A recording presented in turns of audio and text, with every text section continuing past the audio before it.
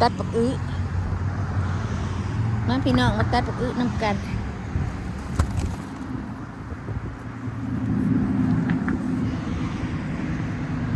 เห็นเบาปักอื้อ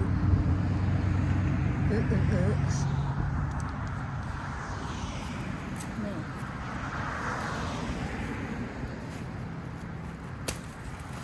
น่ะ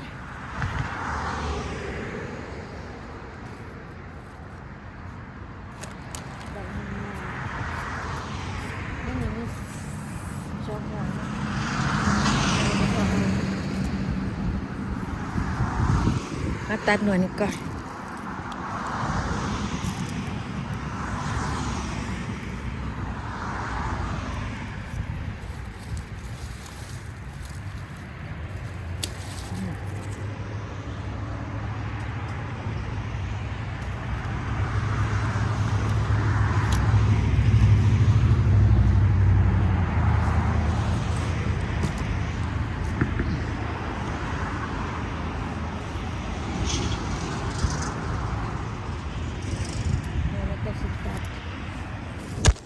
โอ้ยขอโทษพี่น้องกองฮักเราจัก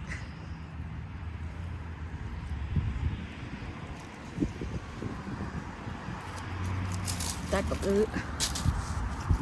กองฮักเราจักได้3 หน่วย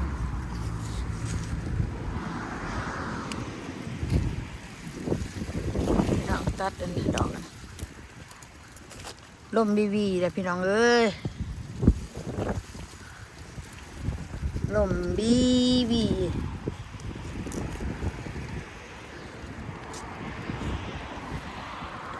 ตัดปักอื้อเด้3 หน่วย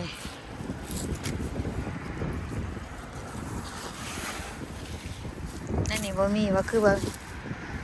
ดีได้นวลหน่อยเว้ยแกงชะนอมะนี่ก็ดีเลย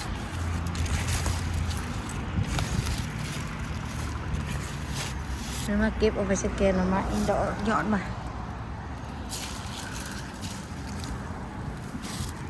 ขอโทษด้วยพี่น้องเด้อกล่องดม นั่นนี่บ่มีบ่หรอกก็ยังมีหลายอยู่ตัวดิเก็บดอกมาใส่แกงอ๋อ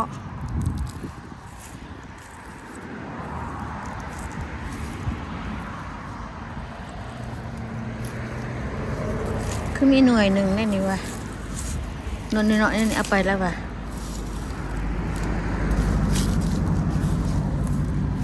ดอกอันนี้ว่าให้มันหลายเก็บถิ่มมันได้เกิดลายเกิด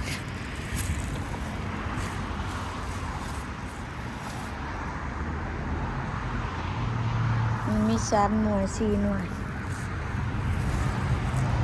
เด็กถ้ามันอยู่ข้างในหัวนึงโอเคปลาไว้นี่มันแก่ๆก่อนเนาะพี่น้องเนาะอย่ามันเป็นการแก่ลาย1 กินแก่ลายกระหยาบเพิ่งประกาศก็เป็นดอกบริกินเก็บอยากอีสังนี่นะปัจจัยช่วงนี้โดนล่องก็เต็มที่อีกบ่ได้เก็บดอกมันตอนมันจูมว่ะนี่มันก็มีจูมลายอยู่เลยเก็บไปให้ตู้นั้นแกงต้มกินก่อนลวกกินก่อนเจ้ากะปิเรา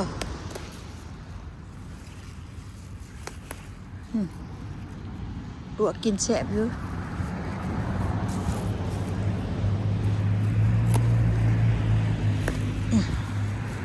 เก็บดอกผักกาดเด็กงามพี่น้องเก็บปลาดวก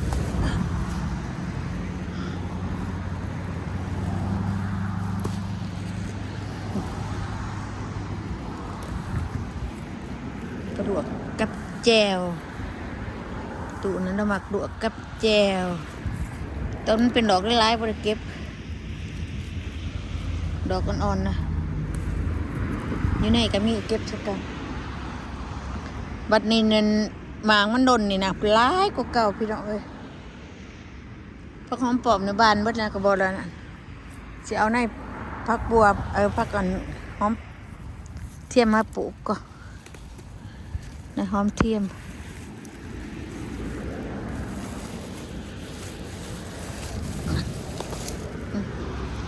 กับแจวเนาะบวกกินกับแจวก็แซ่บ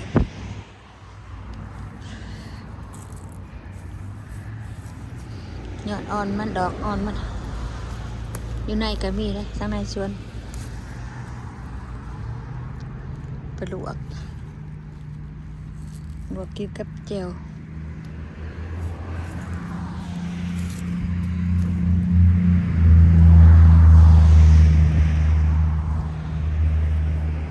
บืนบริเหตุการพักผ่อนเดือยหมากันยอดมันกวางกินแต่หมากันยังก็โนตุนได้หลาย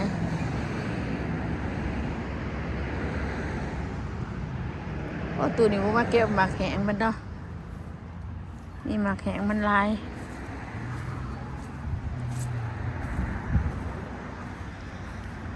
แล้วพริกเขาก็ยังบ่ได้เก็บขานเก็บตรงนี้กวางกินเบิ่งเด้อใครมาทางน้องมีแต่กวางกินพริกก็อะไรคนน่ะบ่ได้เก็บดับสาบอยู่พอเพิ่นเอาเขาบ่เขาให้เอ้ยเบิ่งมักตูนเนาะนี่ว่าใหญ่แล้วนี่มันหน่วยเดียวได้พี่น้องเด้ช่องหน่วยอยู่นี่ค่ะเอาไปลายชุบหน่วยใหญ่ยัง3 หน่วยเด้นี่นะ3 หน่วย4 หน่วยยัง4 หน่วยไม่ละ4 หน่วยใช้ได้หน่วยน้อยนั่นเป็นป่ะจับป่ะ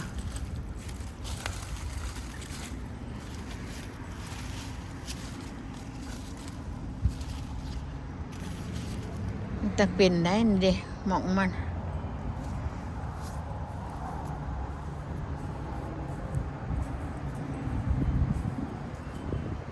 เบิ่งแน่พี่น้องประกาศก่อนเบิ่งแน่ติใหญ่ซำไดจะป่ะใหญ่แท้ใหญ่ว่าจ้าตุ๊เกิดบ่อยากมีผักอันนี้มันใหญ่กาดกุ้งมะเขือนี่มีแต่ต้นนะหน่วยหนึ่งกับบ่ติดน่ะยามหนาวมาพอแห้งน่ะสิได้กินตอนใดอันนี้น่ะฮะต้นนั้นสิได้กินหน่วยบ่มีหน่วยเลยเด้อตัวอยากได้อยู่ต้นมันเข้าไว้ยามหนาวมาแล้วสิได้จะแตกบ่อันนี้เฮ้ย เนาะพี่น้องเนาะบ่ได้กินดอกเนี่ยบ่มีนี่พ่อเฒ่าเอาว่าผักกาดจะเป็นใบใหญ่ลวกกินบ่ย่าใหญ่ต้นน้องเนื้อใบห้าวอีสังโทษดอก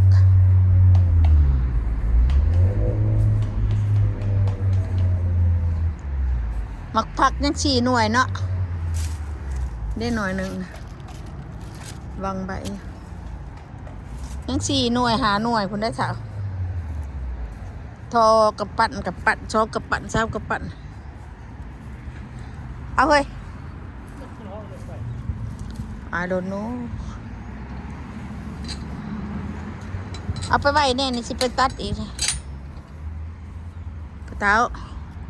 มึงดอกผักขาดก่อน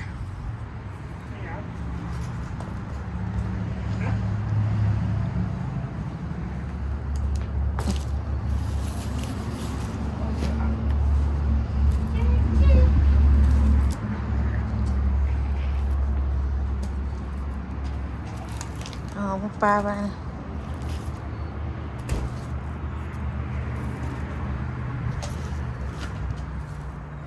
มึงดูบักผักนี่เอามาเลยด้ายังไม่ทันได้ไปส่งหายอยู่ฮะเขียดอันนั้นได้เขียดอันไหนฮะเขียดตะปาด เกียร์ตะปาดฮะ ห้องนี่ใส่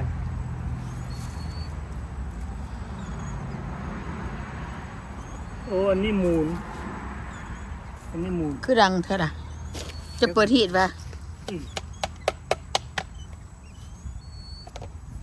สิเดี๋ยวห้องเขาจะมาเบิ่งอีได้ไหนมันเป็นอันนี้ มันเป็นอันนี้ที่ บอตะกินบ่ได้ลังสิบอกเขาจะมาเบิ่งอยู่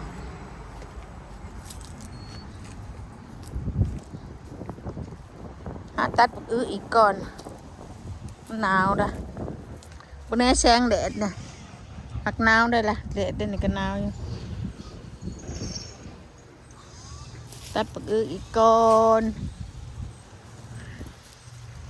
ผักขาดเดี๋ยวไปโดนบนได้ก็มีเห็นบอกพี่น้องนี่มาหน่อยเอาไปขัวเขาได้นี่ว่าได้ตัดมันเลยมันปลาให้นกกินย่างเบิดบ่ฮู้ตัดก่อน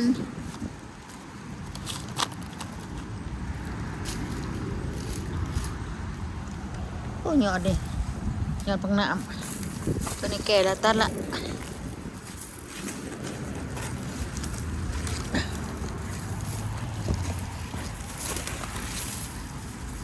พี่นายพักเสียนแต่สิได้นั่นต้นมันใหญ่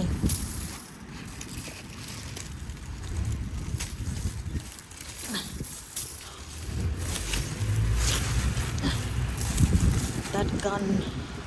ตัดได้บ่นี่ฮะคือแข็งใช่ละฝุ่นน่ะ1 หน่วย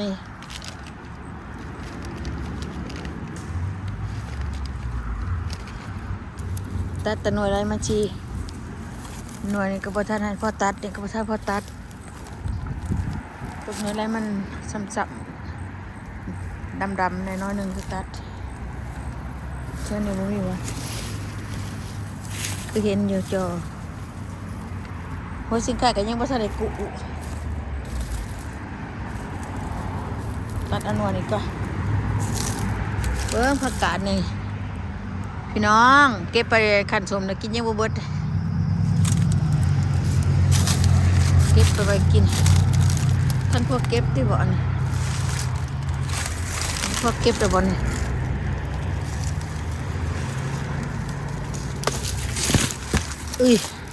เก็บละหน่อยหน่อยหน่อยจุกๆนี่มันขนาดนี้พี่น้องหน่อยจุกๆนี่มันนี่มันจุกเลยนี่มันได้นี่2 หน่วยนี้บ่ทันเผาเอาหรอกหน่วยนี้ก็หน่วยนี้บ่เผาเอาหรอกเราเบิ่งอีกสิเผาได้ตาเด้อพี่น้องเด้อเดิมหนาวเดิมเย็นมาแล้วเด้อบ้านคอยอากาศเย็นโว้ยๆเด้อเลยพี่น้องจ๋า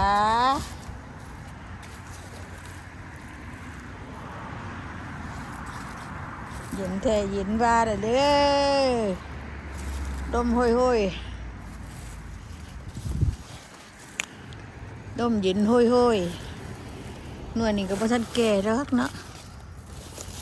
นี่บ่ทันแก่เบิ่งหน่วยมันแก่ๆก็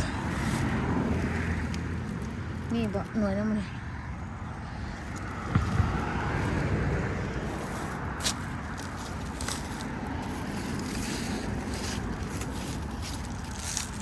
อันนี้ก็บ่ทันแก่ผ่าตัดบ่ทันแก่ก็ผ่าตัด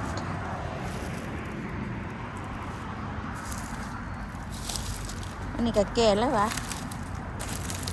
พี่น้องว่ายังไงโอ้ผิดก่อน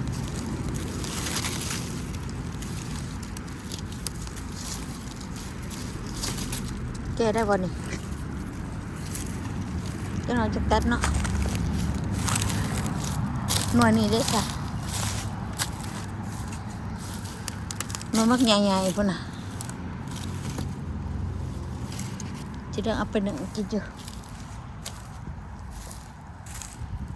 มันดูนี่ใหญ่แล้วนี่แก่แล้ว แต่ปลาอยากไรมันต้นๆจังสิต้นขึ้นน้อยนี้แล้วต้นผักกาดน้ำใหญ่แทะใหญ่หวานแกงต้นหนึ่งก็อิ่มมาโพดมาเรือแทะจัดอันนู้นนี่ก็นี่อันนี้มันก็แก่แล้วเนาะแก่แล้วเนาะพี่น้องเนาะ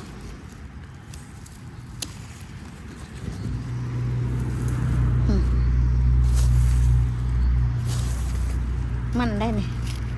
นี่มันเลยย่างหน่วยนั่นย่าง2 3 4 5 6 7 หน่วย7 8 หน่วยยัง8 หน่วย8 หน่วยหน่วยใหญ่นี่ได้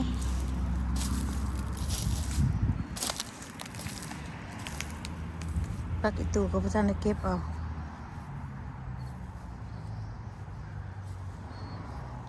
เก็บปลาไว้นาทีโทษก็จะมาเก็บเอามาซื้อ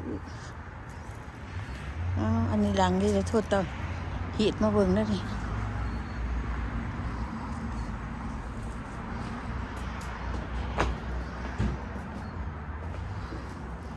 มีแต่บักพี่น้อง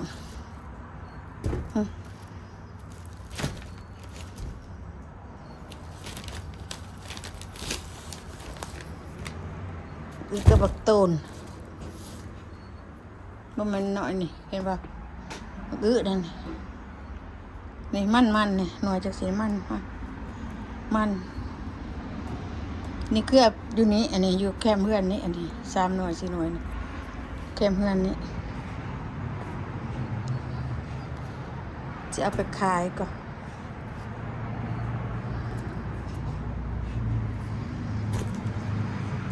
นี่ก็จะเอาไปขาย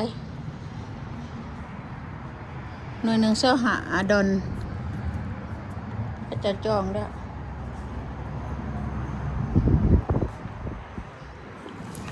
เก็บพักก่อนเก็บดอกพักก่อน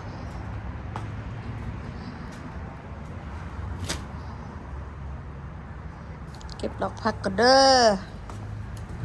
บางแห่ก็บริเก็บดอกมันในหย่อนนี่ก็ได้หมากก็มีอยู่ได้หมากน้อยหมากใหญ่ก็เคยมีอยู่พร้อมเก็บเอาบดเอาเลยเก็บดอกผักกาดก็จะเอาไปลวก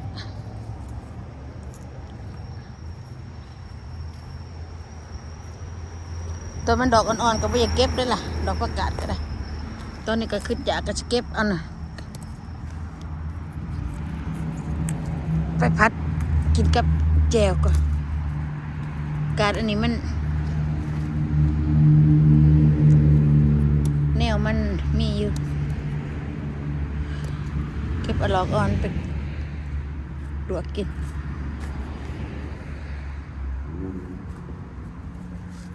บักพริกเขาก็บ่ได้มาเก็บเห็นบ่แดงหงอยู่บักเขือนี่มีบ่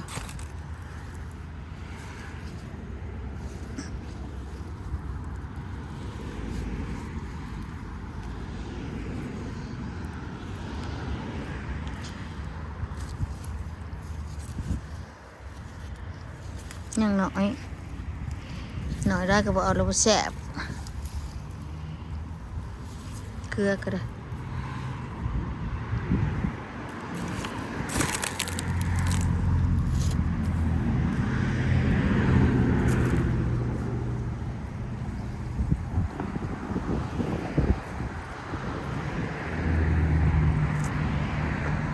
บุรพากะหยุบละ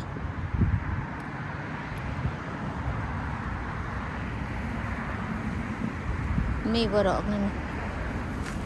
ที่ได้ต้นมะฮุงขอยหอมดอกมาเก็บดอกผักกาดไปดูกินกับแจ่วบักแปบกันย่ามหนาวจังมีหมากมันก็บ่ทันกินเด้วแนวนี้เนาะพี่น้องเนาะประเดี๋ยวจังมีดอกเดี๋ยวเฮ็ดจังได้สิได้กินมันหนาวนะกับบริษัทออนเพิ่นจักหน่อยหรอกในมันเหี่ย นี่มันเฮียกะกองแบบนี้ตัวอะไรมันสิได้กินกะกินบ่ได้กินกะย่าล่ะในประกบนี่มีบ่อันตัวเนาะเนื้ออ่อนจักสิโอเคอยู่ลวกแซ่บอยู่อันนี้มันหยอดแบบนี้มันบ่เป็นจะกินเอาไปใส่หมี่ก็แซ่บเลยเนาะใส่หมี่นี่มะมะใส่หมี่มะมะกินหยอดมันตะปิดตะปอก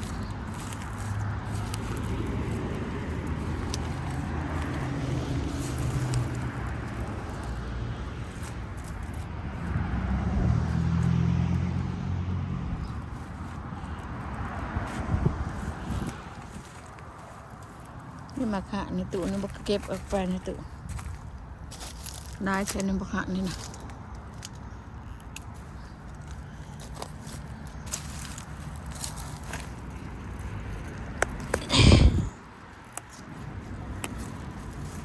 เก็บไปดูกินผักกาดมันผักกาดต้นเด้อนี่กะจังมันเลยมาหักในหน่อยตู้นี้เราบอกว่าเก็บเอาได้เก็บเอาอะไรนี่ไปใบจีกินมันชีวิตงามนี่แหละมันหยดเขาได้